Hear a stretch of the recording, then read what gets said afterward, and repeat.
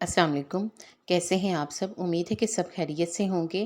آج کی ویڈیو میں آپ کو بتاؤں گی کہ کون سی بیماری میں کون سا پھل کھانا چاہیے۔ نزلہ زکام میں اسٹرابری کھائیں۔ ڈینگی میں پپیتے کا استعمال کریں۔ پپیتے کے جوس کا استعمال ڈینگی کے مرض میں فائدہ دیتا ہے۔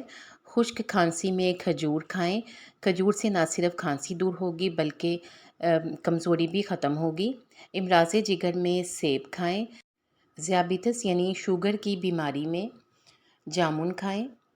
اگر بواسیر کا مرض ہو، خواہ وہ خونی ہو یا بادی، تو اس صورت میں امرود کا استعمال کریں۔ امرود کا استعمال کرنے سے نہ صرف معدہ صحیح رہے گا بلکہ قبض بھی دور ہوگی۔ اگر گردوں کا مسئلہ ہو تو اناناس کھائیں۔ معلومات اچھی لگی ہے تو ویڈیو کو لائک کر کے شیئر کر دیں اور ایسی ہی ویڈیوز کے لیے چینل کو سبسکرائب کر کے بیل آئیکن ضرور پریس کر لیں۔ آپ سب کا بے حد شکریہ۔